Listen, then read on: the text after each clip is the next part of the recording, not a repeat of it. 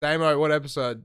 86. Is your mic on? No, Nah, his mic's not on. Okay, it's episode 86. He's being shit. Tonight on the Infra-Red, we've got the Green Pools. We've got Tess and Joe joining me. And Damo. So, how are you guys? How's things? How's life? How's just everything? Very well. We're Very good. well. Yeah. We're cold, but we're good. But we're not cold in here. We're just cold in. It's kind of warm in here. I mean, from this one heater that's right next to my legs. Doing its job. Yeah, that's it. We love it. So you guys are in a band? Yeah, apparently. Apparently, yeah. Apparently. In a 5-piece band. 5-piece, Yeah. okay. Yeah. And Each so- can do quick maths. Steve, that's right. Yeah, no. Definitely that, yeah. Check that. Yeah. Yeah. It was, Yeah. it is fine. Yeah. You need forward. You're a quiet talker, Joe. Pull it in like this? Yeah. Yep. Okay, cool. That's it.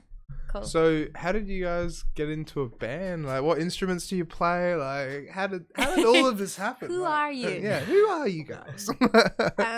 So we originally, so I play keys and I sing, and I recently play the tenor ukulele, of which I was quite insecure about because I didn't have a good relationship with ukuleles, and then I realized that they can be beautiful. Yeah, They're just wielded by bad reps. Isn't in the song "Over the Rainbow" uses a ukulele? I don't know. That's It's banjo. Oh, okay. I feel like Okay, we're gonna good for pretend that worked. you. Yes, it Yeah. does. Yeah. No, there's so that's like my recent like thing. So I've been playing that a bit, and then you go. Yeah, so I've been playing guitar for a while and played in bands before, played solo stuff. And then that's how I met Joe when he was doing solo stuff, and I was doing a really awful Battle of the Bands contest, and I needed a bass player, and it was I kind of convinced. Yeah, I joined the band as a bass player. Yeah, and then because I like really wanted to play bass because like I hadn't played any other instrument, and that was really fun. You did a really good job on bass, and then we inherited our bass player from one of my favorite bands that used to exist. He kind of like was free, so he joined on bass, and then Joe took over on guitar. Okay. Yeah, we've been shifting roles ever since. It's been nice. Yeah. So then, how long have you guys been involved in music overall? Because like to play keys and like and to sing, and then like to be able to be in different bands and this and that, like. Yeah. For me, it's Okay. And he won't reveal how old he is that's now. I'm trying to figure that out. a week. It's been a big week, yeah. Yeah, so a while. Okay. It's been a while. Yeah. No. Good amount of time.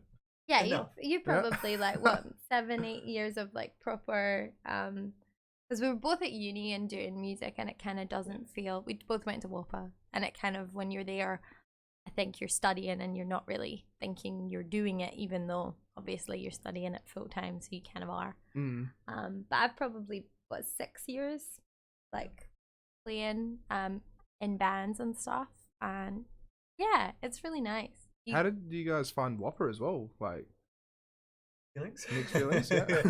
Yeah, some goods and bad things about it, but because it's university at the end of the day, so it's not really like just going and hanging out and making music. It's like like assignments and it's exams. It's intense. Yeah. It definitely, I think everyone has a different experience with it, but what we all kind of have in common is it does introduce you to like the thing everyone says is like I love like the connections that you make through it, and you love the people that you meet, and it shows you like what you want to do and other things that you do not want to do. Well, it's kind of just like a pathway almost. Like you go there and you kind of just go and just figure out what you want to do in a way. I mean, like that's one thing I miss so much about uni. But I've been to uni like 3 times and I just gave up. But it's just the networking, the socializing, and meeting people, and just making friendships and the whole lot, and just having a good time kind of thing. Yeah, it gives you structure, and I think for me, like I was quite isolated. Like I grew up in like the northern suburbs where like I grew up in Yanchep. Okay. Which is really like isolated. My dad really didn't want me to have a boyfriend. He was like, I'm gonna take you to the end of the freeway and beyond. And beyond Yanchep. It's true. It's like nearly regional. So I don't think it felt very like exciting to be going like down to Mount Lolly and playing. I like how we've got all the prompts happening here. There we go. There's Yanchep. Yeah, that's right. Yeah, as you can see on the computer. It's true. It's beautiful. It's very nice. Not to bag on Yanchep. Yanchep's great, but that was exciting to like go down, and then I moved south because I like it too much. It's just no gigs up there, unfortunately, unless I'm playing for the like retirees. That's it. Or playing like, I mean, yeah, Antwerp probably has like 1 or 2 pubs or something as well, right? Yeah, and that's it. One pub. Yeah. And there's one dude that gets all the gigs. Yeah, not surprised. He's got like one of those big Johnny Cash, Monopoly on it. like hollow body things. Oh yeah. And he plays to backing tracks. It's great. And then what about you, Joe, as well? So like you went. Yeah, I grew up in Fremantle. Hammy Hill, say it. Hammy Hill. Hammy Yeah. Hill. Yeah. Good side of Hammy Hill. Yeah. Yeah. More sophisticated side of Hammy Hill. Yeah. So yeah, I got into the whole music thing because I watched my mate play, and I was in like doing TAFE at the point in time, like doing engineering. Oh wow, really? And, like studying like physics and stuff, and I really hated it. So I decided, halfway through the class, I was just gonna go and study music. One of my mates I was working with, he was currently a Whopper, played sax, and I'll get you in touch with the head of jazz there and stuff, and I did lessons with him, and then jazz lessons or yeah, okay, that's pretty so cool. I started doing jazz lessons. I did that for like 8 months, to get into Whopper, and like study like every day. It's kind of amazing though, because he started, how old? You 17, 18? Like 18. to start guitar and then go to Whopper straight after you've started. It's pretty impressive. Like, I mean, you did what? How long were you studying it for before you got in? 8 or 9 months. It's quite impressive. Yeah. Like to get into the con to do that, it's kind of cool.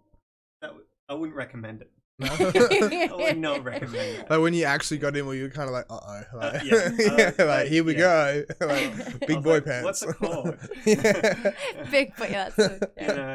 And it was embarrassing at times as well, because but you eventually get there. But at the same time, I can imagine like when you go there, you're kind of like, okay, I don't know much about it, but I'm keen to learn. I'm keen to just like take it all in, kind of thing. Because like I've heard of people where they just go there and think they know it all, and then they just don't really learn. They just kind of walk in and like, look at me, kind of thing. You definitely get those types coming through. But yeah, so I kind of did that for a while, and I went like part time as well because I wanted to do other things, like teaching music. Okay, that's pretty cool. Got into that. Is that where you were before? Just then? Yeah. Okay, that's really cool. We're gonna dive into that later. Yeah, for sure. And then just started. I really wanted to play in bands and like original stuff. I really loved writing original stuff, so I started writing my own songs. Learned how to sing a little bit.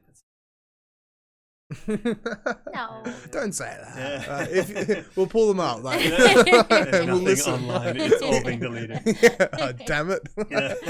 He's really I'm prepped for this he's moment. really good.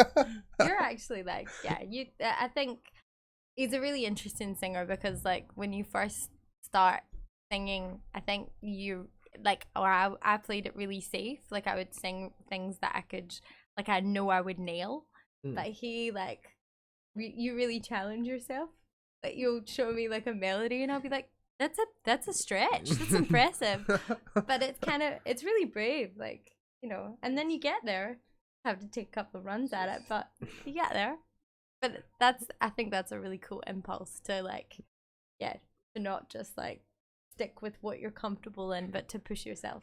Well, that's what you got to do in a way. You got to step outside of your boundaries and keep trying and keep doing new things. The in original nature of try and find new sound.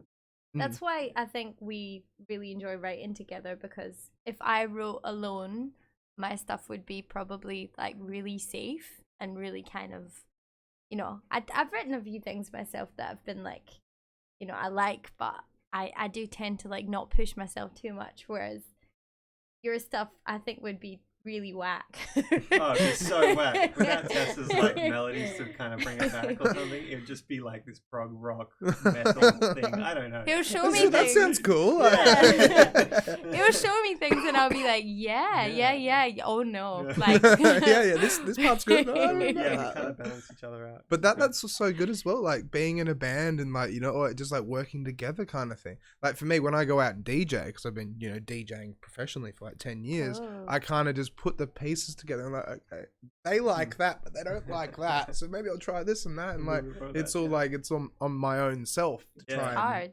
It is, yeah. And it's like your own ideas. Like it's you only feel like you can have so many of them sometimes. You know, whereas someone else starts it, it is easier. So then, with the bands that you were in as well, because I will, get up to Green Pools kind of thing. But like, so with some of the bands, what genres were they? Is it all progressive rock and stuff like that as well? No, it was more cover stuff. Okay. Just doing cover. Yeah, and it's like it is right. Like I do agree with that. All the cover. Cover bands are cool and all, but playing originals, like it's That's how you look at it. Like, yeah. You know, for me, it was. You've been in other stuff, so like you did soaring. Yeah, I did. I was doing Soul and Wild, which is kind of like a more milder version of Tool, so to speak. They had like a didge in there, bongos.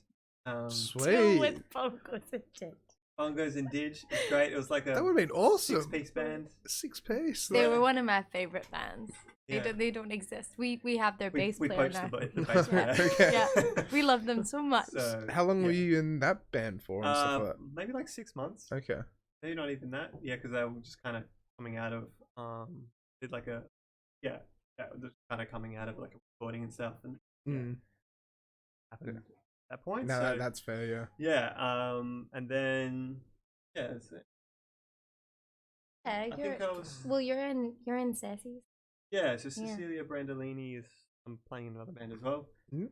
She's a kind of a local singer-writer. Amazing. Yeah. Okay. Her partner is in our band, so it's it just works. It flows back and forth. Kind of incestuous. It's beautiful. Yeah. Well, Perth is small, so only so many options. Yeah. It's cool.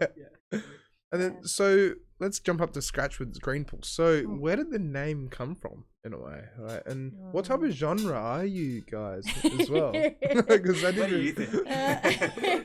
Similar to Joan and the Giants. When we were first together, we originally were called Gamba, and that was after like a street that we used to rehearse at. And then for whatever reason. I think it was just a bad name. We did a bit of a Google search and we're like, what is Gamba? See what pops up, and it was like Spanish for like chicken leg. No, it's the Italian for leg. Leg, sorry. Yeah. We had a friend who told us that he has an Italian girlfriend, and she was like, "Why is that band called Leg?" And we were like, "It's not a it's not bad though. It's pretty unique. Like when I heard Gamba, I thought Gamba was a kind of a cool name. Oh, cool! Thank you. Because it's out there. It's different. It's evocative. Yeah, that's it. It's not just like we couldn't break into the European market. No, unfortunately, not yet. There's too many leg lovers. We might end up on a fetish page. So how long were you as Gamba for then? And did you really 2 years? 2 years, yeah. And we had a different lineup then. We made our first record, which was cool. That was really nice. We did that with Matt Geo, and we released that. And I mean, it was just we were really new. I was kind of writing all the songs myself with my guitar player at the time, and it didn't really feel like we hadn't really settled into ourselves yet. Yeah. So that's why we you can find that stuff online, but you have to look a little bit. But then what happened was we had a couple of things. We had our guitar player left, and then we had a few things that happened, and we went down to. We had friends who were in Soul and Wild, the band that we really loved, and one of the lead singer, he lived in Albany, and he was like, "Come down to Albany and just stay for like a week if you want." So we went down and stayed with him and his partner, and his parents' farm, and it was like really lovely. We wrote something like 5 songs in that whole weekend. It was just nuts. That's And pretty impressive. Like, Yeah, like and- 5 tracks in a weekend. Like, yeah, it's a productive time. yeah. And They were nuggets of the idea. They weren't fully. But still, just Yeah. to come up with, just ideas in itself kind it's of thing. true. Don't take them down. They were Sorry. great. So we came back and there'd been a few places we'd gone to, and we needed to find a new name, and we were looking, and trying to name your band is like, it's horrible. It's really like, especially when you have music existing. I feel like when you haven't written anything yet and you don't have anything, it's kind of easier because you can kind of, it's like you're making a persona. But when you have all this stuff ready and you're trying to name it, so I think Green Pools was the thing that stuck, because that it kind of reminded us of the time that we'd gone down there, and we felt that was quite transformative. So we called ourselves, which is essentially after the location. Yeah. Green's Pool. Yeah. In Dunsborough. Oh, okay. So that's Which- Oh, essentially in where the- Dunsborough. So, Yeah. Okay, Yeah. I'm In actually Denmark. from Bustleton, so. Is it Denmark? Denmark or Dunsborough? Oh, sorry. I said Definitely Denmark. Denmark. Okay, so I'm thinking like that place. I don't remember I'm Green's unaware. Pool in Dunsborough. Like, My bad. This is why Joe doesn't answer questions after 6 p.m. No geography. Denmark, yeah. Denmark, okay. Yeah, and it's us. So you're from like down that way. yeah, I'm actually originally from Bustleton. Cool. One of our good friends is Byron's from Bustleton. Big fan. Yeah, it's a pretty cool place. When he asked me, I was like, I think he mentioned Bustleton. I was like, oh, the jetty and Simos. Yeah. And he was like, Simos, yeah. is that the only reference you have? I was like, yes. Yeah, basically, it's just a tourist town. And so, yeah. It's beautiful though. Yeah. I love, like, I think that kind of inspired us a lot, was like the Southwest, like it's so, like it's really beautiful in places, but it's also really kind of like dark, and that kind of, you asked about the genre, like we like call ourselves like heavy folk, because it's like, it's folk music but it's darker. Okay. It sounds kind of cool.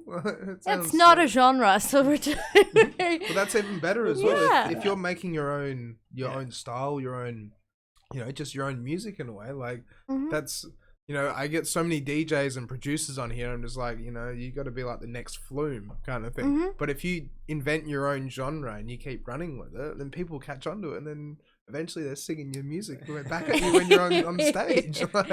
Well, I think that's kind of what keeps me writing in the style that we're writing in, is because like I agree, like I want to make something that sounds different. If I make something that I can relate to too much, then I'm like, oh well, someone else has done that better than I have. Whereas if I make something that's a bit like I can't really put my finger on it, then I feel like I've done something new. But yeah. And so, your majority the songwriter then, or like how does we both do it equally, which is quite that's hard to do. that's pretty cool though. That is. Yeah. So we kind of have that agreement with stuff that like obviously there'll be some songs where he writes more. I usually write all the lyrics, but there'll be some songs he writes more, there'll be some songs I write more, but we kind of weight our royalties equally because we help each other out a lot. But yeah, usually I usually handle most of the lyrics. Yeah, I don't touch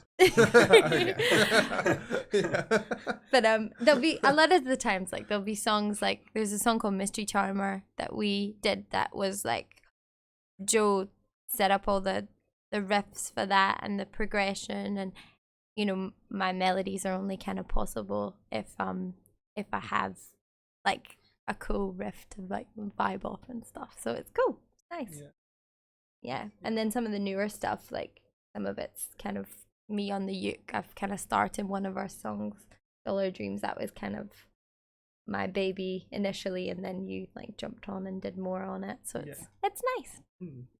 And so then, what was like when you first started making music together, like as the band and stuff like that? Like, how would you go about making music? Like, would you have like jam sessions kind of thing, or would you just like come up with an idea and message the group, or like?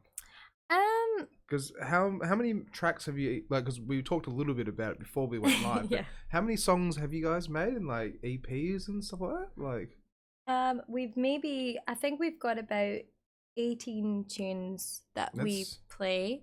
That's impressive. Yeah. He's quite impressive. Thank you.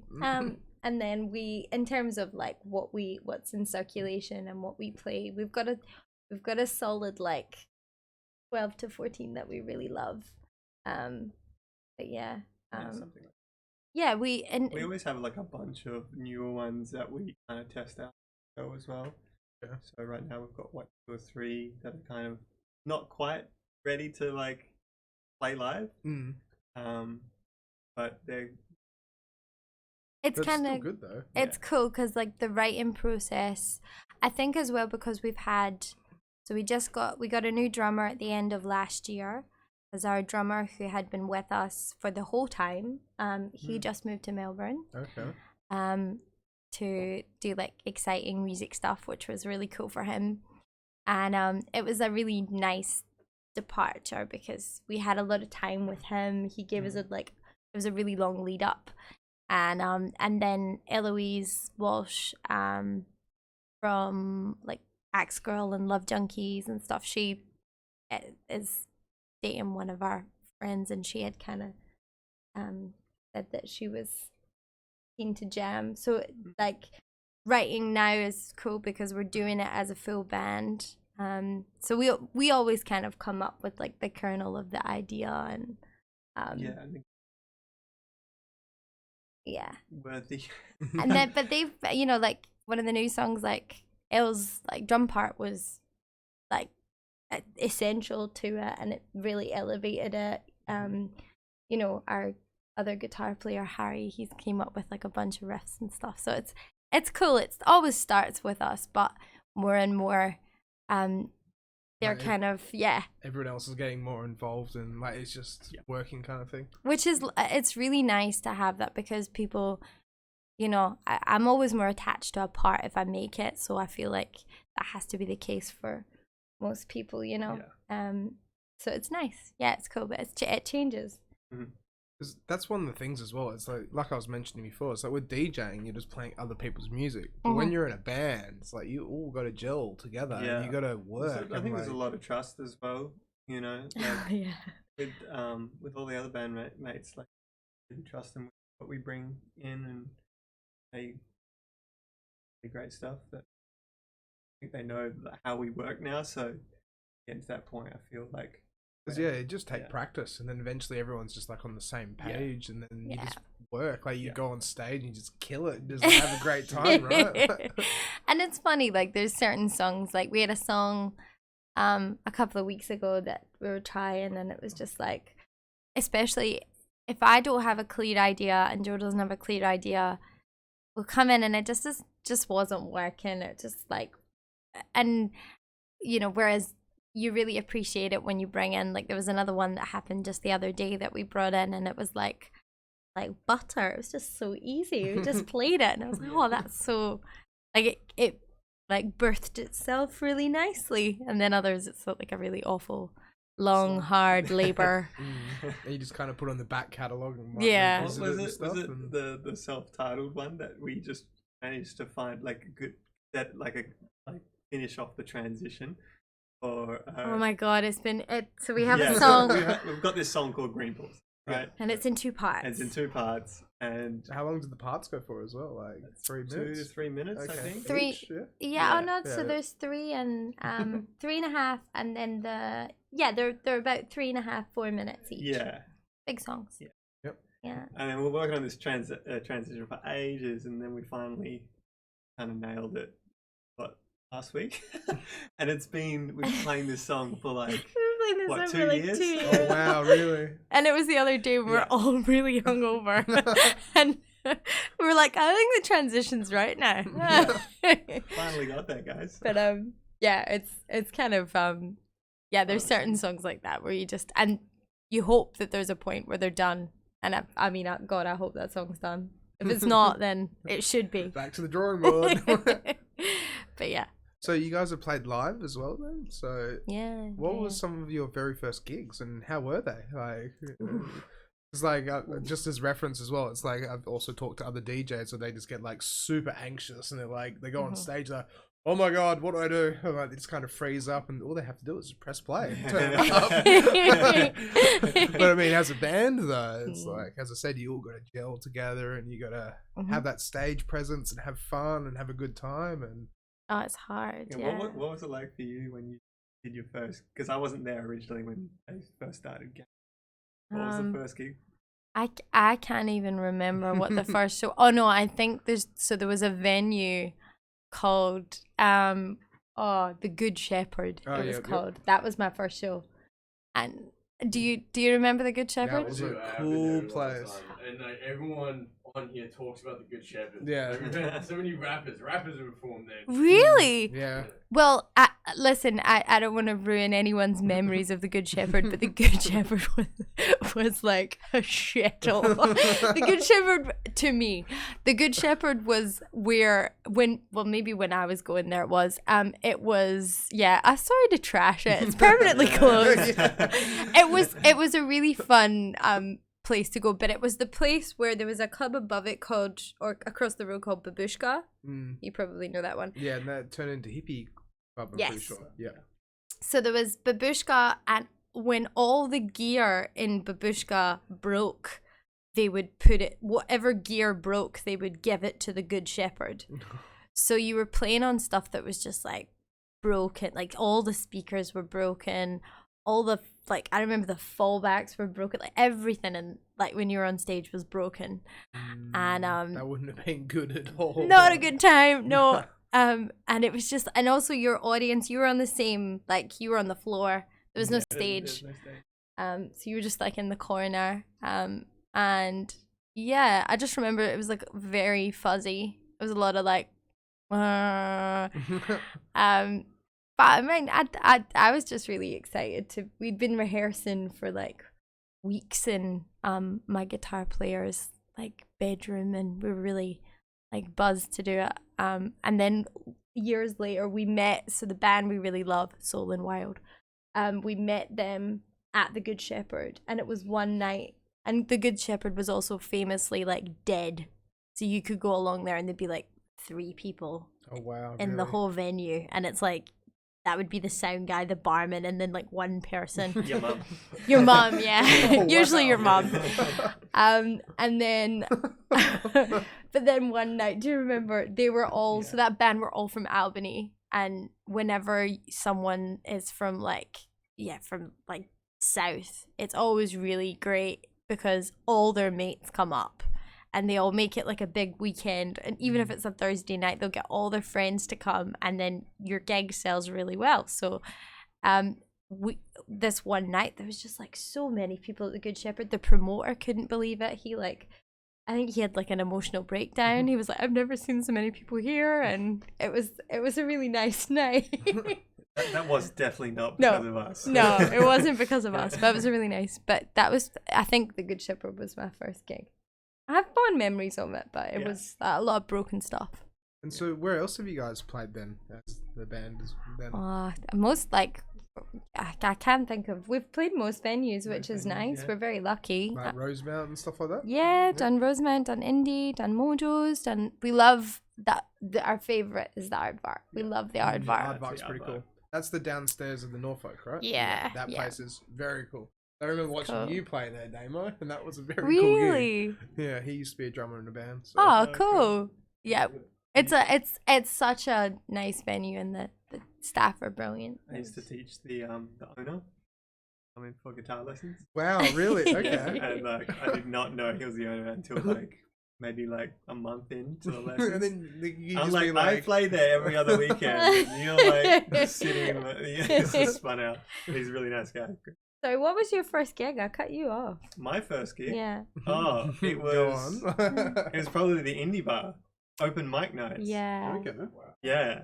You have to book those quite far ahead, right? I'm pretty sure. Or was that Mojo's? I'm thinking. I think the indie bar does the open mics at the indie bar are nuts. Yeah, it could go either way. It could be really dead or really, really banging. Yeah. Banging. Yeah. I don't know. What happened? Yeah, so I just did my own solo stuff. I was really nervous. And I also around the same time I was playing at a songwriters club in Legends Bar. Legends Bar. Legends Bar Where in was that? Adderale. Adderale. Yeah. Okay. So Dutch, but that was the only place that had like a collective group of songwriters that come together and like just watch each other play. Oh, Legends Bar and Bottle Shop. There Yeah, it is, there you Joe. go. I've never heard There of that you All place. your go. memories. Is it still open? I Wow. don't know if it's I see there. exactly what you mean. Adderale. Oh yeah, you got the Oh, we just got code there. Wow. Oh, shit. you got It's the those little pole things, which is always funny. Lights things, yeah. But so they had like a little songwriters club every Thursday or something. That's cool. And so I used to go down there and they used to critique each other. Really? Oh, that's really intense. Yeah. Yeah. I mean, like, you There was stuffed like up. yeah, like 10, 15 people, but it was like really, really nice because they just give you positive feedback the whole time and try out your shitty songs, you know. Hmm. Oh, I love that. That's very wholesome. Yeah. I that is actually- pretty cool. I tell a lie. My first gig with Gamba was at the Good Shepherd. My first gig ever was at the indie bar when I was 16. Yeah. And I had an electric piano, like a big full thing. I didn't have a stage piano, so my dad took his screwdriver on stage and butterfly screwed this electric piano together. Holy shit. I had 20 minutes, and I think 10 of those were my dad constructing the piano. And so then everyone's just standing around watching some guy just look like at this put the dude do piano DIY, together. yeah. And he got up there and did my piano, and he was really nervous for me. And he said to my mum, he was like, my family are Scottish, and he was like, if Tessa wants to go home, we can go home. Because there's a lot of people. He's like, if she wants to go home, I can pack it up. Took me 5 minutes, I can get it in the car. Actually 10. Come on now, Dad. Yeah. But yeah, that was really wholesome. That was really nice. But yeah, that was like my first gig ever. And yeah, I was 60. I was way too young to be Yeah, playing at the indie 16 bar. at the indie bar. Like, holy crap. Yeah. At least your Yeah. parental guardians, your parents are there. Like. Totally. Yeah. It was some questionable. I think it was just like really drunk surfers that were like. Yeah, because it's an indie bar. Yeah. I played a lot of Adele and they really enjoyed it. They were like, yeah. Yeah, they're always willing to. Yeah. at the- It's a nice like space to do it. Yeah. It's rowdy, which is nice for your first show. And so then with some of your gigs that you've played and stuff like that, like with the music that you release, because I remember Joan and the Giants saying that's like, they've been on stage before and people have kind of like sung the lyrics back at them. Have you guys ever experienced that before? Yeah. And how is that? Like, I can imagine that's very wholesome in a Oh, way. it's Like, so wholesome. Well, like there's just heartwarming. Like, oh my god, they're singing the music I wrote. it's beautiful, especially when people really that there's a song called Mystery Charmer that people really get into. I think it's because it's like a bit of a down and dirty song that they can like yell things. They really get into it. But yeah, that song's got legs. It's been nice. And when you actually play that song, what was it called again? Sorry. Called Mystery Charmer. Mystery Yeah. Charmer. Can you play that demo and just turn it down a little bit, just so we can still that over the top of it? Yeah, this one gets a bit of vocal, which is nice. I don't get to do the mic yet, but day I do. Yeah, be getting there. Yeah. Though. Yeah. And so with all of this and everything, like, so how many pieces is your band? How many people have you got in your band again? It's five. Yeah. And then, Yeah. so what are the instruments? Because then you're singing and guitar as well, or just singing? So or? singing in keys or singing in uke. Okay. Joe's guitar. We've got another guitar player, and then Harry. Can't just say guitar player. Another guitar. Harry Love, Harry which is a Love. great guitar. Like that's Yeah. such a good guitar player's name. Yeah, Owen. you can see that up and writing, right? Yeah. LEDs. Like. Dr. Love will see you now. Owen McNinity. Oh my god, I get so stressed with his McGinty. his last name. I'm terrified of saying it wrong We called him McGinty for like. for so long. It's embarrassing. I can't believe we just brought that up. And L on drums. Yeah. So it's nice. It's like we get this like back a little bit, which is nice. yeah, it's like quite. I really like a layered sound, so I don't think I don't think I could have less than 5. You know, It's a big band, but at the same time, if it works kind of thing. it's nice because I think we all have our little bits that we play, but they all kind of work because they're designed really specifically, and I really like that. Like the idea of just having like a little job, but together it all sounds huge. It's thought about. Yeah. And then, so with some of your music as well, and like some of the songs, like how do you go about writing them in a way as well? Like, because all the songs have got lyrics, right? And then, so like, have they got like a meaning or like something that's been happening in your life or like things that have just affected you, kind of thing that kind of, in a way, to self-expression, I guess. Yeah, I'm very like lyrically like super. It's all confessional stuff. It's I think I've only written one kind of conceptual one. Which is coming out next year. So that's about like a subject rather than like the way I'm feeling.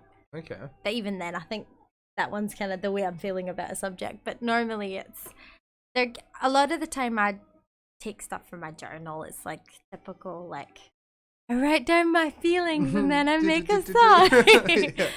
So yeah, they're all different.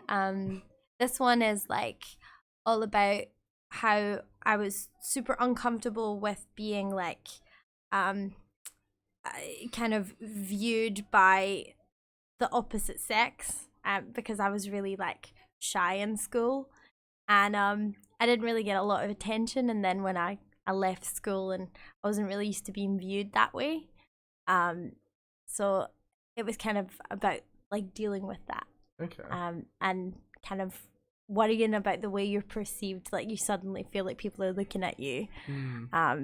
Whereas I was like quite nerdy in school. I had like a proper like Dutch girl haircut. Hard to love. So yeah, the minute I got long hair, it was just like, oh okay, all right. It's better than the bob. But yeah, no, they're all a bit different. So stuff. Dutch haircut, kind of like. Totally. Yeah. See what I mean? Hard to love. All right. Pulled it off. Yeah. I just have a phone full of voice memos, pretty much. So you just like think of something and then just I just record it, have a whole bunch of different ideas that I could come up with. Not lyrics. Not lyrics, actually, not lyrics. This is not my. But ideas, my though. I think there's probably only once where I commented on a lyric for the whole time we've been together. And that's the last time. Was that just like a nope?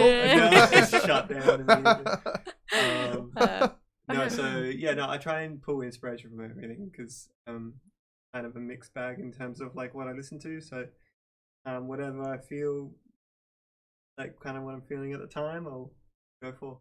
Yeah, but that's completely fair though, because that's the thing as well. Like I've explained this on a few other episodes as well. Where it's like with music, it's subjective, and we always grow, and we always like we not change our styles, but like I mean, for me, it's like metal to hip hop to dubstep to electronic to drum and bass to commercial to this to that, and it's just like I never stop changing my style and way, but that's just being a DJ at the same time. Totally. But then like for you guys, because like you're a heavy dark folk band, right? But then like, did you have a style much before that, or did you try and? I think we tried to be as like true to ourselves when we write as much as possible. Like we didn't want any like, we could choose to write more poppy if we wanted to, because we know how to structure a pop song, but we choose to write things that are interesting to us and mean a lot to us. Yeah, that's true. But that's a good thing. That's a really good thing, because then it's actually like it's a self-reflection. I just hope people feel it the same way when we play it to them. Well, if they're dancing, like, if they're dancing and they give us good feedback, then we're like, okay, cool, that actually works. And then like we've played songs that don't quite work, and then we're like, oh, okay, we'll just either can it or rework it. Yeah, so it's all trial and error. That's the thing, right? you never know until you try, and Yeah. then once you try, like, okay, but maybe we'll do this or shuffle this up, and Yeah. Oh, totally. Mm. I think as well, we always really appreciated music that came from like a very real place, like, you know, either songwriters who would like be really confessional in their lyrics, or, you know, the music was super interesting and unexpected. Like, I always really like to be surprised by things. I don't, you know, dislike a song if I can predict where it's going. It's not as, you know, sometimes it's nice to have those songs too, but I do really enjoy making things that surprise people, and I think that's probably that's probably like a commonality in our writing as well, is like we always like to do things that will make people kind of sit up and be like, oh, I didn't think it was going to go there, you know.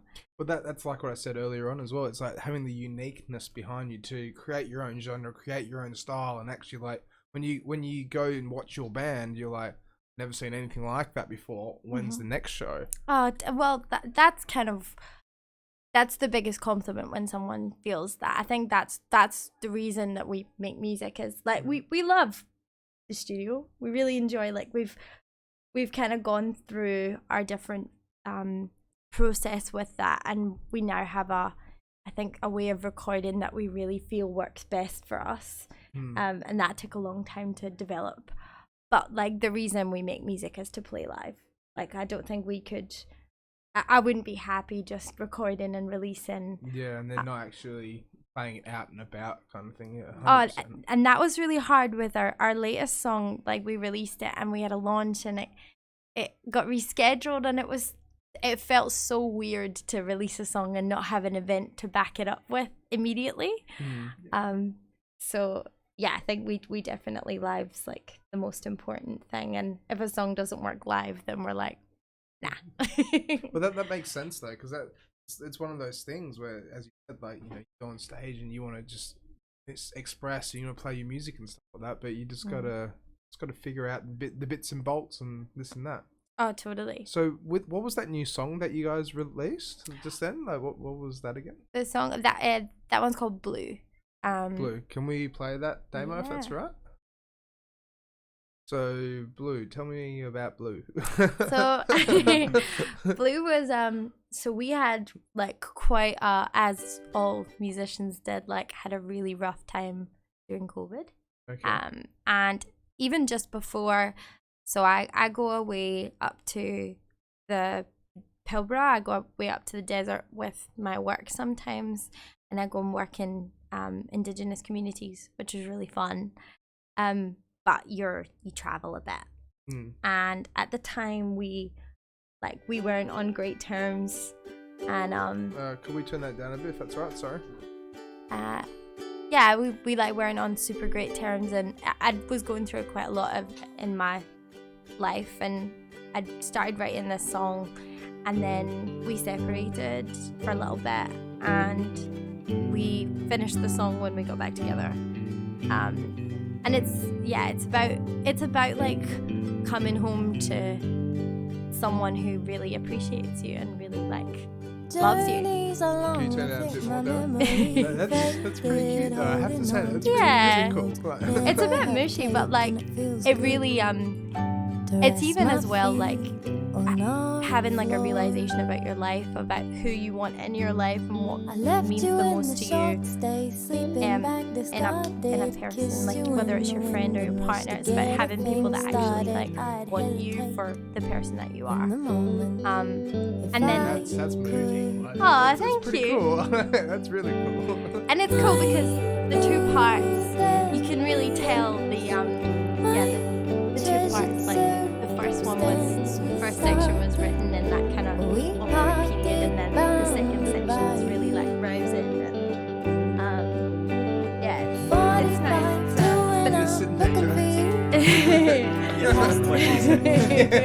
I concur. But also it's been quite scary releasing something that personal, because I'm normally a little more as you'll probably notice from some of my answers, you're like, what does that mean? I'm quite cryptic sometimes, so I think releasing something that honest was like with Joan and The Giants as well. They actually played a song for us.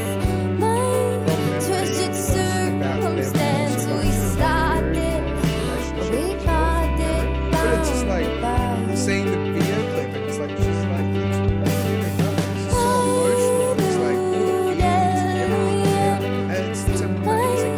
It's like you go up there and just express. Everyone's here for your show. It's like about like material. Yeah, totally. By the way, Well, hope you're enjoying the night. have a good time going through something here. That's it. Yeah, it's like I totally like. I really appreciate being a musician for that because like when you process things when you go through things, like it's such a healthy outlet, and you can sit and be like, you know, this really shit time. I've got this beautiful song to, you know, make something really beautiful out of something that's really dark and horrible. And there's something kind of that's quite nice. It's like superpower that you're like, I can at least I can do this. I have that. Sorry, it's a hard to That's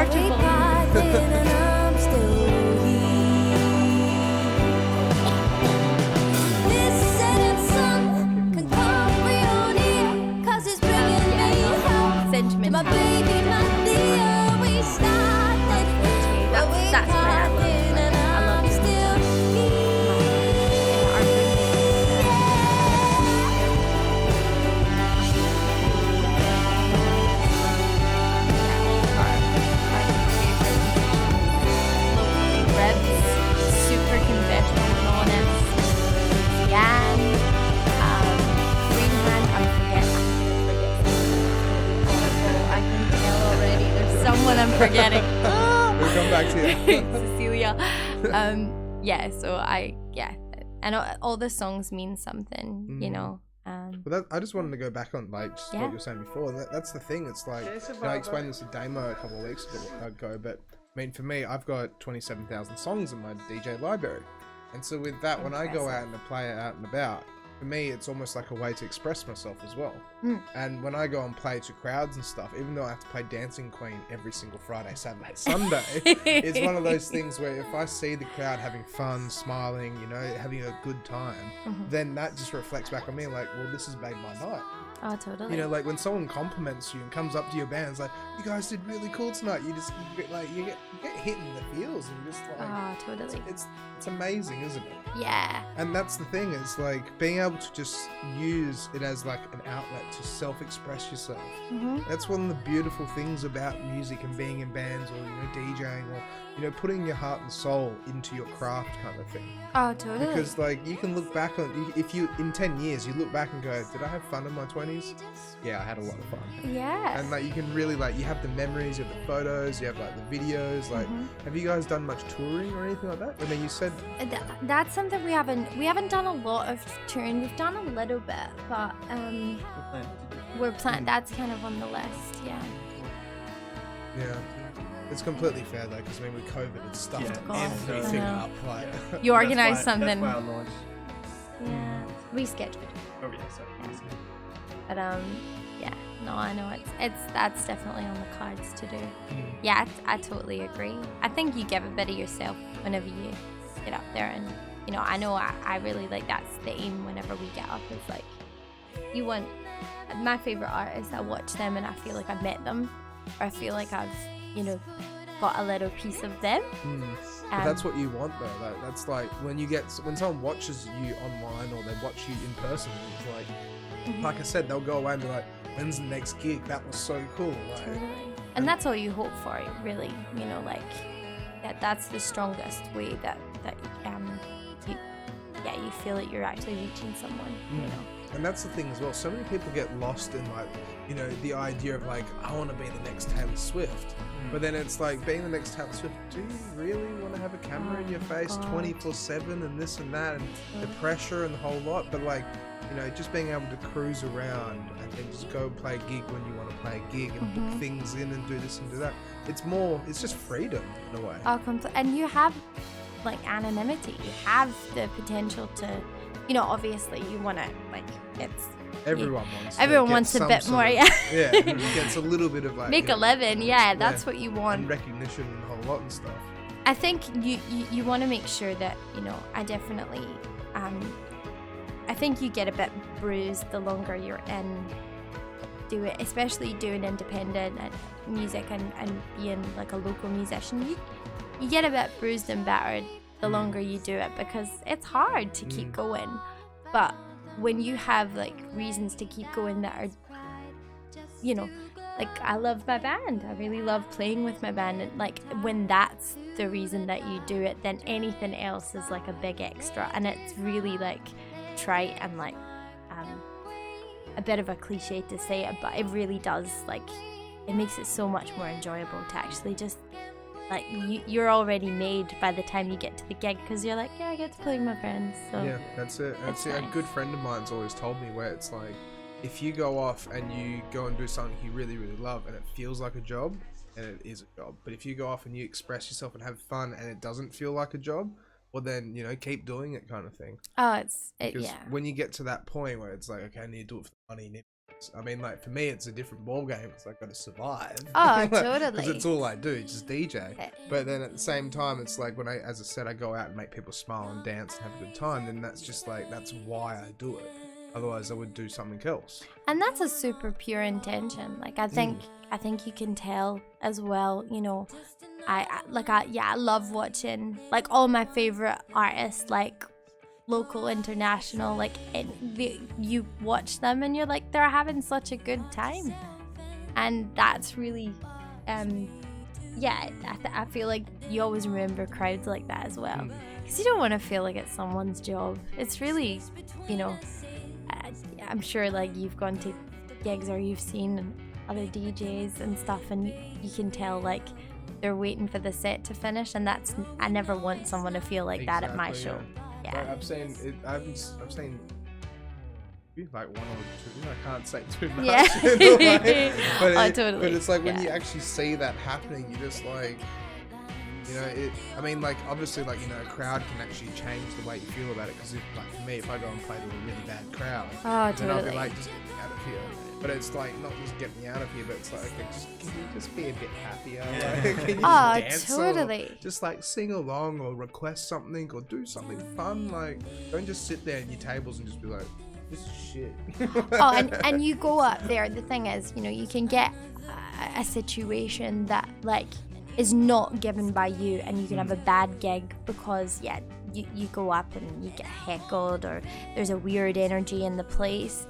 But I feel like if you bring I don't want to use the word intention again, I'm gonna sound like I'm like mystical crystal ball reader person, but like if you set the intention that you're gonna have a good show and that you're gonna like bring some positivity and some like you're excited to play, I always feel like I have a better show. When you kind of turn a room, like you Oh, enter, so nice. and like it's just kind of not really vibing at all, and then you think it's gonna be like maybe like not so good gig, and then when you start playing and stuff, people start actually coming in and start listening to you. That's so fun, yeah. Because you know, it kind of reinforces like, okay, your songs actually Just a little bit. On the actual computer. Sorry. Oh, that's Sorry, I alright. just don't want it to be like, you know, whilst you guys are talking, blaring in the background. That should be perfect. Yelling over our own music. Yeah, sorry about that, We guys. really love it. Yeah. But no, I 100% agree with that. yeah. Yeah. And well, sorry, you go. No, it's just saying that like it just reinforces like that whole notion of like, are these songs what we thought they would be? Yeah. You know, and it's when you kind of turn a room like that, it's good. That's cool. Well, 100%. Because that's the thing is like, I don't know. So like, if you're just opening up or the band before you wasn't like, you know, they're doing all right, but then it's like you actually go up and then everyone's just like, who's this kind of thing? They turn around, they all come to the stage and they want to dance and boogie. And you're just like, just standing up there. It's just a powerful feeling kind of thing. It's like, yeah. It's magical, basically. Totally. Yeah, and I think you become quite addicted to that as well. Like you just want to Like once you've played one, you're like, cool, when's the next one? That's you know? it. And see, that's a similar thing for me. Like since I've been doing it for 10 years, I've been doing it like 5-6 years professionally. Yeah. It's like when lockdowns happen and I don't get to go to work, I'm like, all I want to do is play music. Yeah, That's all I want to do. Completely. And then I just sit at home and just like, oh, it's a Saturday night. I'm not going out. It This is feels shit. weird, Yeah, it does. Yeah. Yeah, you genuinely, like, yeah, if we're not at a gig or we're not playing a show on the weekend, it does feel, you feel like a little bit emptier, you know? Yeah, or like going and supporting another friend's gig or something. It's a nice place to be. So how often do you guys gig as well? Like almost every weekend, or? To be honest, like we say how much we love gigging. We don't gig at all. Maybe like 1 to 2 every month.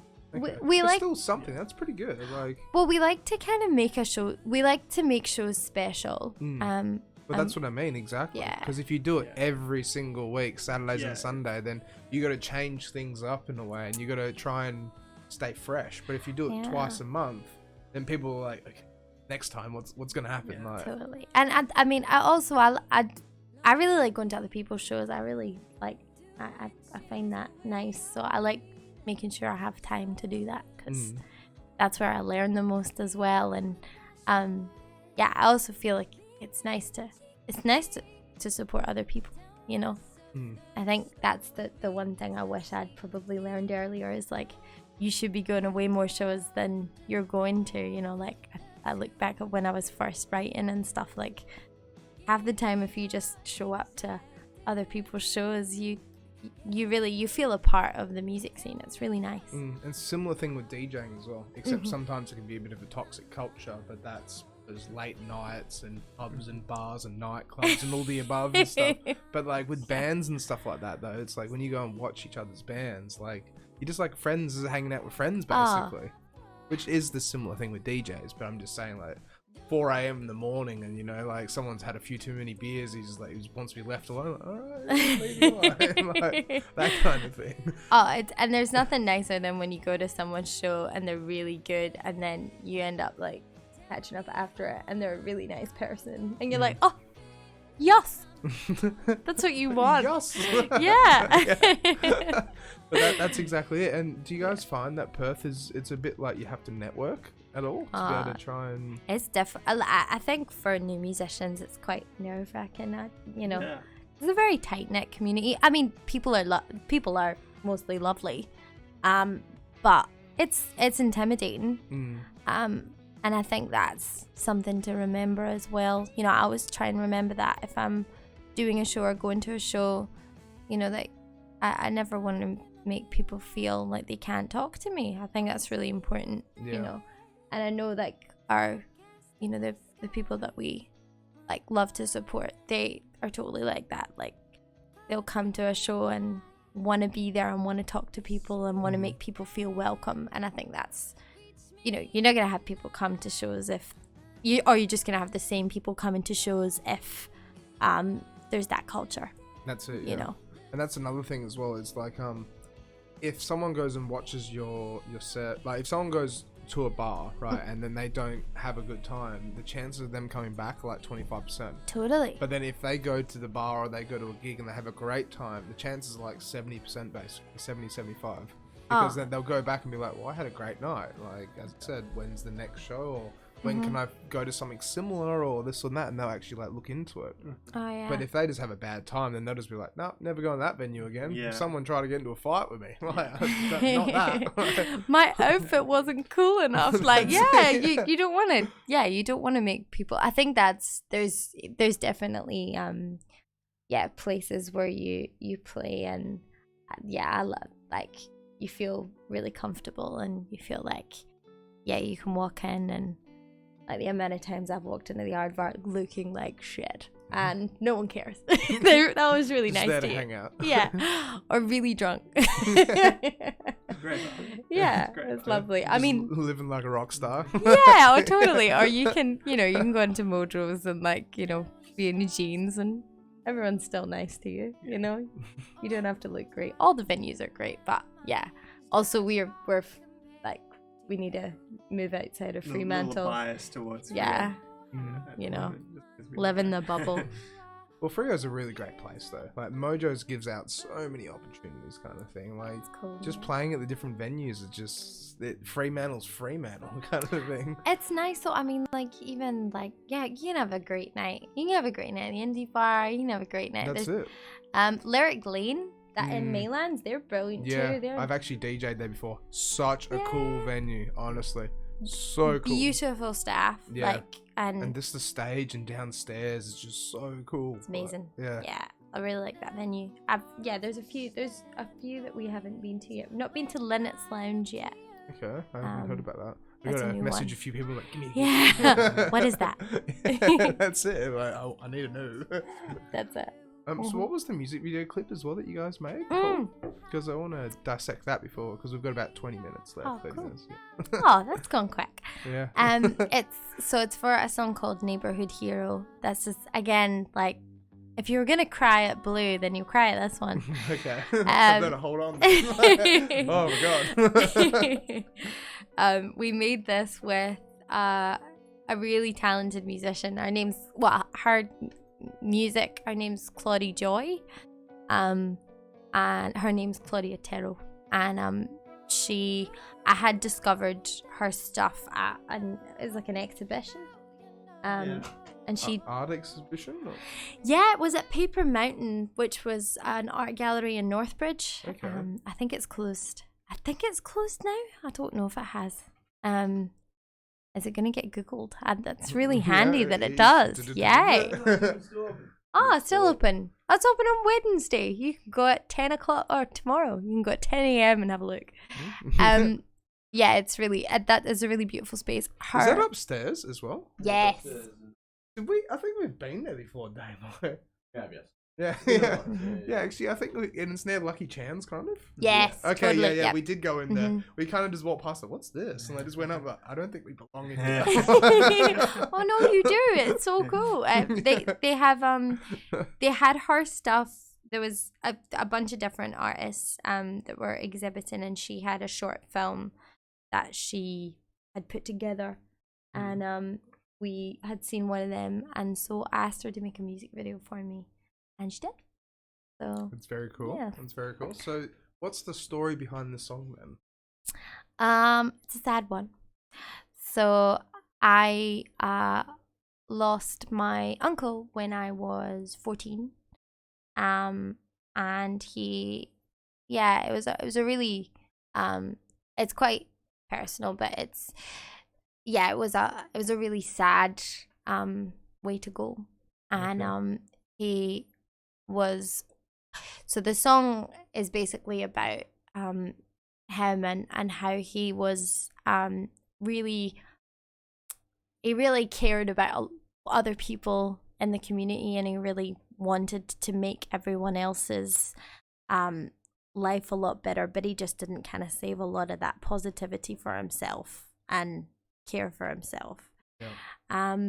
And it was back in Scotland. I lived here when it happened, and we had to go back home and for the funeral, and I never I haven't actually said this before in this way. I never got to. I came back here, and there was nowhere for me to go to kind of grieve him. Okay. And I decided one day that I would make this is so morbid. I'm so sorry. It's just such a chill, fun vibe, and then just coming in with my intense stories. So I decided to make something that I could. It was like a little musical gravestone for him, which sounds really awful and morbid, but I wanted this song. The song's really up and sunshiny and happy and nostalgic, and I just wanted to I wanted to have something positive, kind of like what we were saying before, like this really horrible situation. I wanted to make something that I could smile at despite the circumstances. Yeah. But yeah. But it's art. It's self-expression. It's what you've done. It's like to be able to actually turn the feelings and emotions into something, pretty cool, beautiful, hopefully, when we listen to it. Yeah. So personal. And Joe was really so the lyrics are, they're all about just valuing yourself and kind of not quite you know, needing to have higher expectations of yourself. And then Joe, as a like, we were putting it together, and it was a really hard song to record, which I kind of like to think he was like quite an interesting personality, so I think he kind of got involved cosmically and made it quite difficult to record. It was like very intense, and like just stuff wasn't working, and there was a few production things, and it just still wasn't quite right. And Joe, he said, he was like, what do you want in here? And I said I kind of wanted like a little Easter egg for myself. And so he went through all my old VCRs and he cut through. So there's audio of my uncle in it. There's audio of me when I'm a little girl. Oh, wow. There's audio of my mom, yeah. And it's at the beginning, you can hear he says something to me and I respond to him. And I think I'm 2.5 or something. I'm tiny. And then at the end, you can hear me like playing with my toys. Yeah, it's really cute. Wow. Okay, that's very cute. Yeah.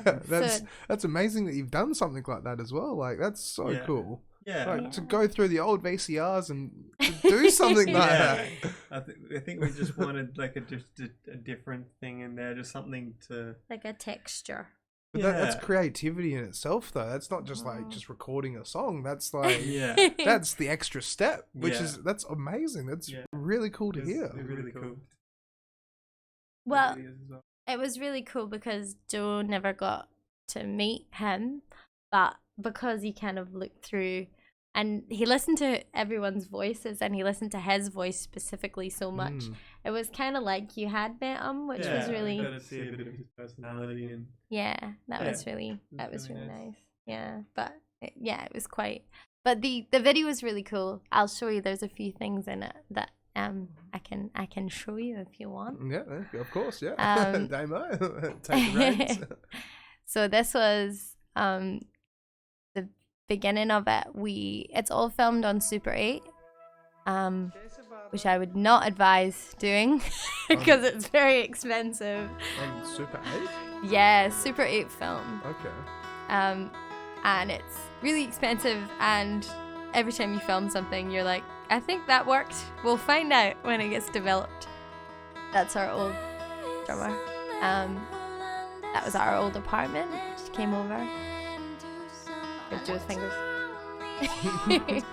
We took like a picnic up to Lake Lishanaltia, and so she filmed some of that. And I really liked she had little cutaways and things, and some of the footage is from the short film that I had originally seen. That's from her footage. That's some stuff from our garden. I wouldn't narrate this whole thing, it's quite intense. But yeah, that's Harry, that's our guitar player. It was just really cool. Like, I really loved her eye.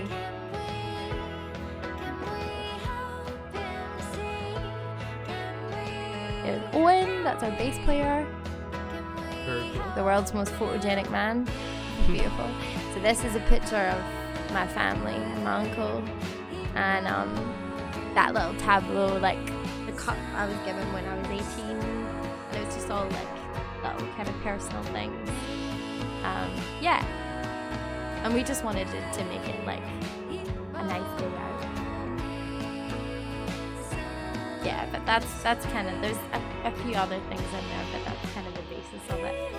Still, it's very cool though. It's like, it's very old school the way you guys talk about it, like the music videos, creative kind of thing. Yeah. It's not like, you know, even with just like the stem that flick of the line goes through and stuff like that, it's like.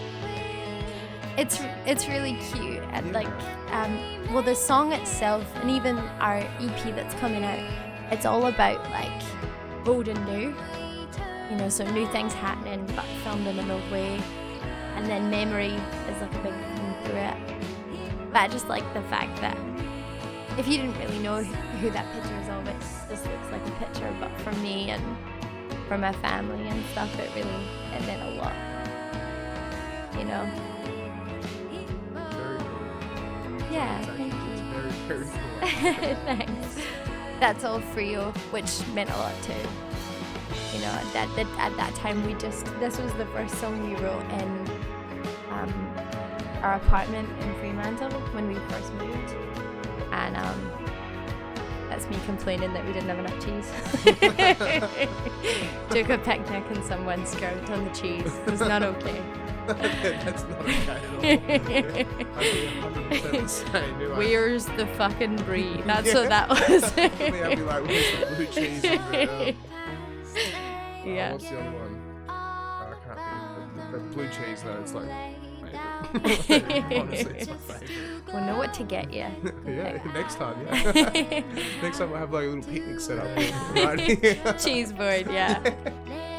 But yeah, it's just really nice. I haven't actually seen this for a little while, so it's nice to like see it again. It's all of our instruments are in there, which is nice. Like, I think that's cool.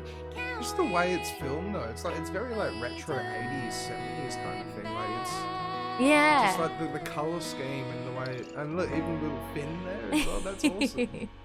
This is one of my favorite things she did. She's done like a little kind of, it goes black there, and then it's kind of, I like to think like that's the way that memories come up in your head. You know, it's like Like it kind an of old showreel kind of. totally, yeah. It kind of fuzzes and comes up, and yeah. So that theme kind of carries through. The new record's all about like it's 3 older songs and 3 newer songs, and recorded at 3 different studios with 2 different drummers with 3 different engineers, like very like mishmash. And so I also wanted to ask as well. So when you guys go to record, how do you guys go about doing it as well? Do you book out a studio and you'll go in and spend stupid amounts of money, kind of thing? So expensive for a studio. Stupid. Yeah. No. So expensive for a studio these days. Well, it's always been, but We're really lucky. Our best friend, one of our best friends, is he's an engineer, and he's just came back to Perth, so he records us now. okay.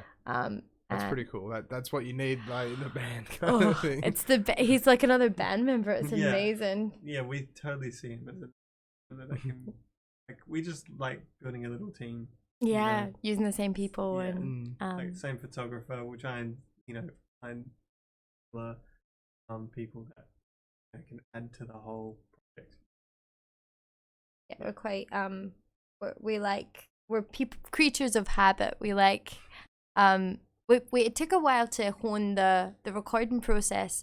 Initially we multi-tracked all the time, and we had kind of had this like little routine we would do, and we'd gone to a few studios and done that, and it got results. And in fairness, like when you're on a budget, it's a good time because it's a surefire way of everything being correct, and but luckily with Blue, we had gone in, and I just said to Christian, our engineer and the producer who co-produced it with us, I just said to him, I was like, I really want it to sound like we sound. I don't want people to like listen to the record and be like, that's really cool, but I would love like the energy of the live performance.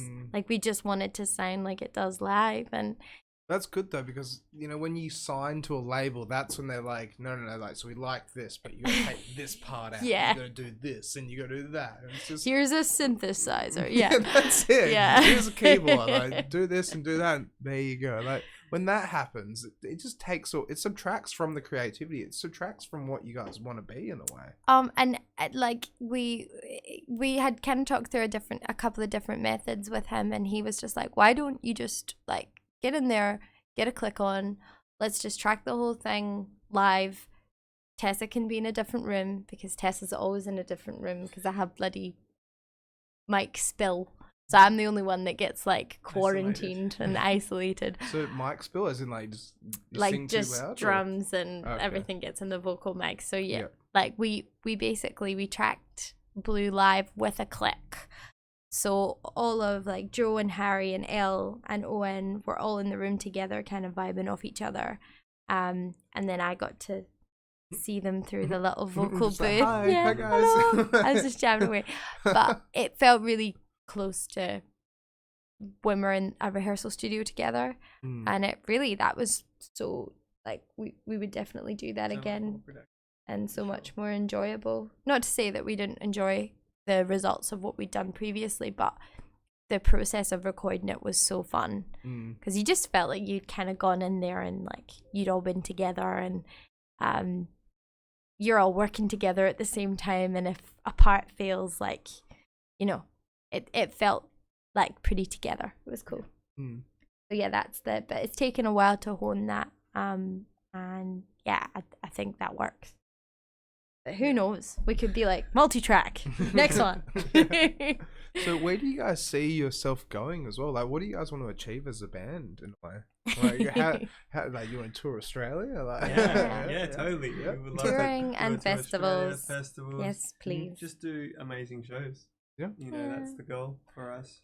I think an album is definitely, that's a goal. We like, yeah, touring is super important. We want to do festivals is something like, that's the reason I wanted to be in a band, was to like join a festival route and just play all around Australia and all around Europe and stuff. That would be amazing.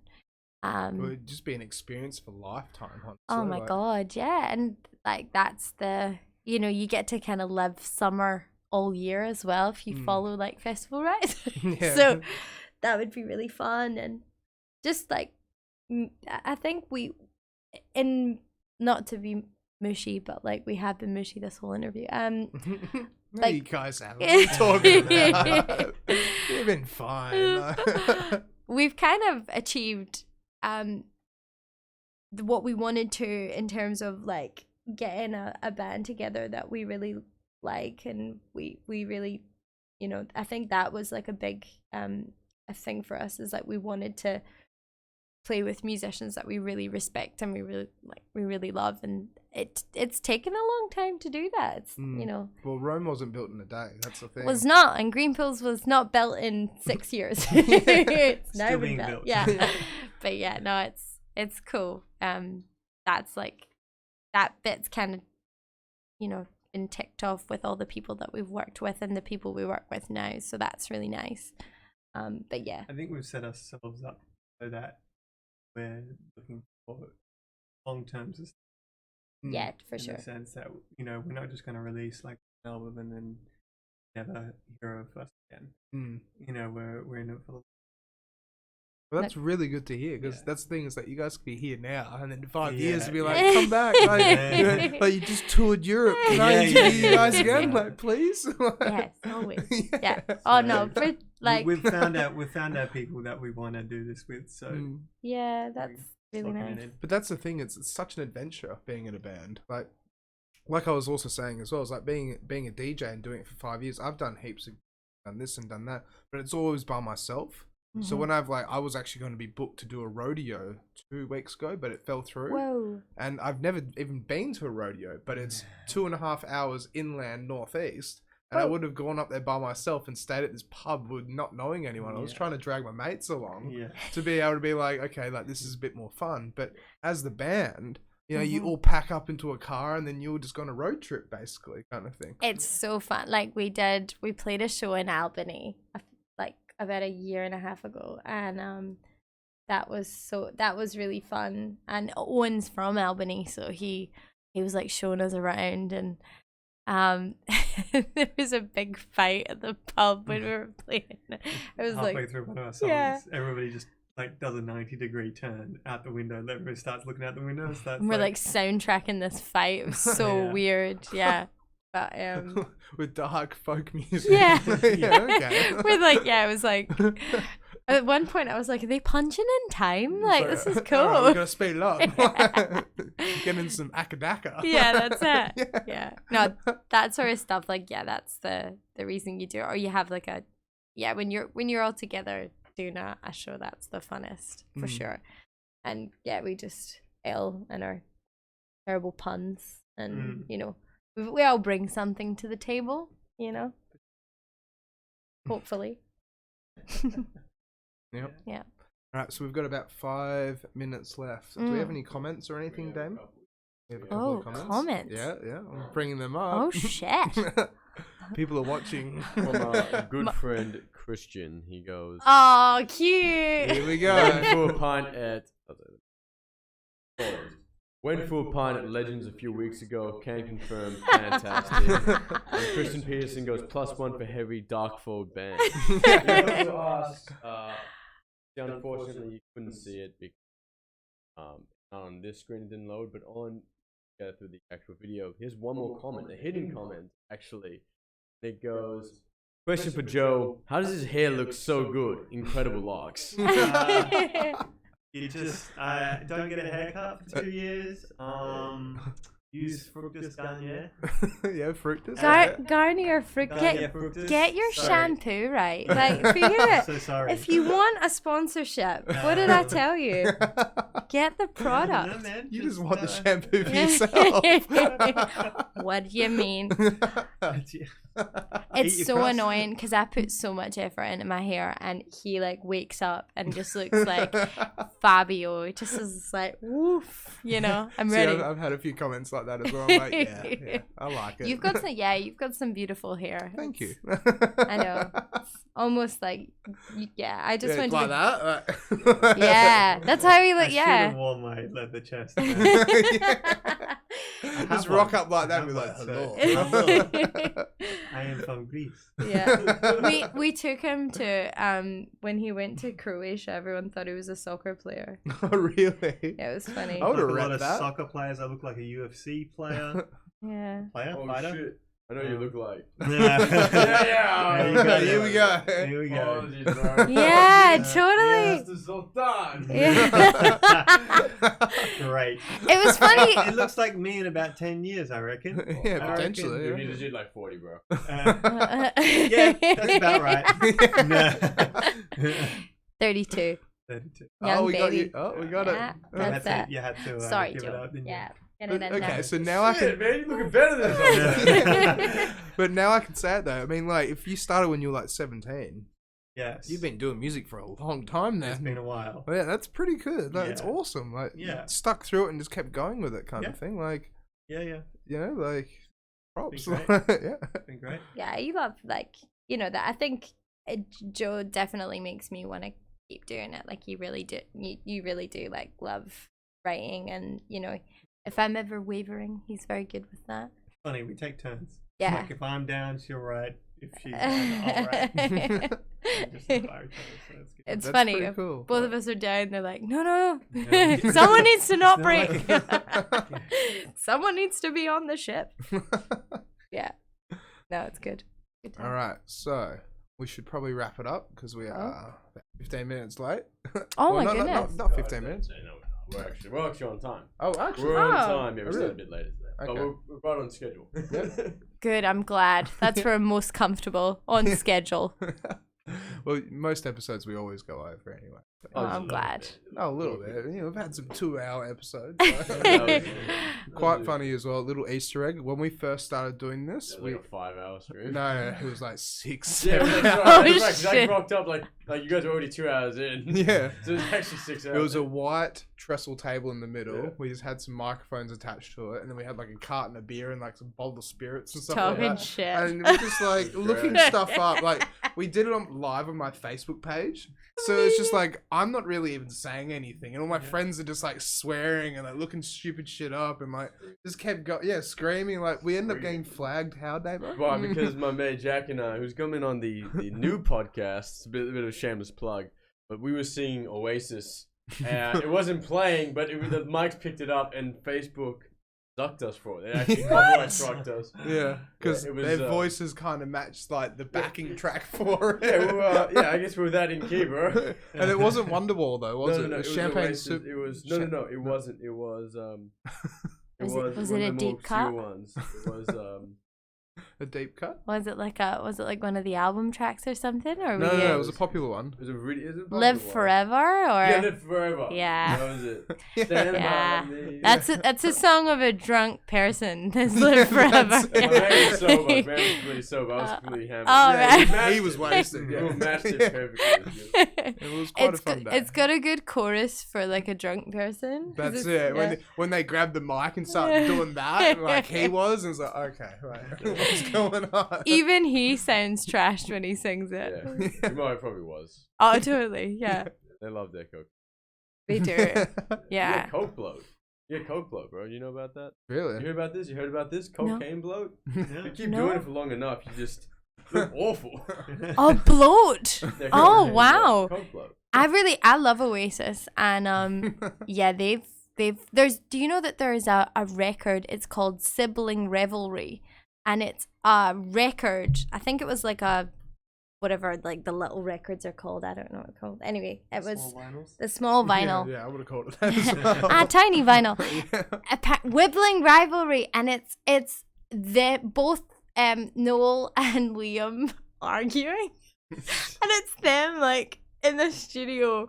I think one of them went to the pub and came back, and the dude that was like the engineer was just like record, and it's never really missed it. famous. Really? Yeah, it's I want to check this out. This sounds hilarious. it's really intense. Oh. How long does it go Incited a drunken brawl on board a ferry going to the Netherlands. Like that itself is just a lot to unpack. Yeah, 14 and a half minutes. Great. It's just like really belligerent Mancunians just yelling at each other. Like it was the highest charting interview released in the UK, reaching number 52. Wow. for? Which for an argument is pretty impressive. Yeah. Just an argument. I love how it's like Noel's side and Liam's side. Even you- more swearing and cussing. Yeah, if you wanna like make sure whose side you're on, literally.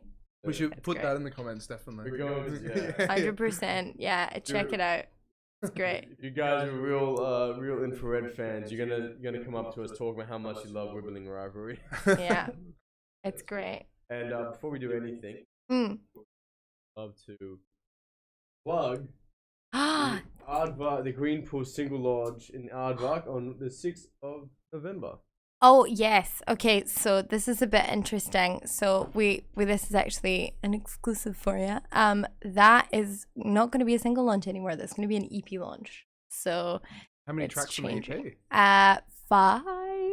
Five or six, can't remember. Five. That's pretty cool. Yeah. So 6th of November though, yes, and we'll be there if COVID doesn't get in the way again. Kind of hope you guys would be there. Yeah. Yeah. It's like rock up and like, what's going on? No, there's just a bunch of CDs. You guys and have some a great merch. time. Yeah. No, we'll be there. We're getting all our merch made up for it. So you guys yeah. actually are making merch and stuff? Yeah, we've got a beautiful. I should give him a plug. Actually, he's a beautiful artist. His name is Ricky Gibson. I've worked with him before, and he's beautiful. And he's done some merch designs for us, and they're really cool. I'll show you after. Okay. Very cool. Yes, he's amazing. He does murals, and yeah, he's from. I thought he was from Rockingham. He's from Mandurah. There you go. Yeah, Same thing. Mandurah. Yeah, so gonna have merch, and yeah, it'll be good. Very cool. Whole situation. Cecilia Brandolini, Serval Flowers, and Angie Coleman on support. Solid lineup, Old lineup? if I do say so myself. Okay. All right, so we got to wrap this up. So next week we've got Chris Real. Can't say his last. He's a good mate of mine. He actually has been running an emo punk night in Perth for about 4, 5, What's it 3, called? 4 years. All Time No Money. Oh, cool. Yeah. Very nice. And so we've just moved to Convenience in the city next to Northbridge. That's the new. Is that the place with the? It The- looks the- like a vending machine. Oh, it Yeah, looks the like fridge, a yeah, fridge. it's 7-Eleven. I need to come to that. It's a really cool venue. Okay. Really, really cool venue. And they might be getting an ETP soon, so extended trading permit. And they might be able to stay open until 3 a.m. on Saturday That's nights. cool. And so if they do that, they'll be having bands until 3 a.m. Oh my god, that's That incredible. would be one of the only places in the city you can Yeah. go and watch a band at that time. So I'm Yeah. pretty sure even Mustang Bar, they Close about 2, 1 o'clock or something like that.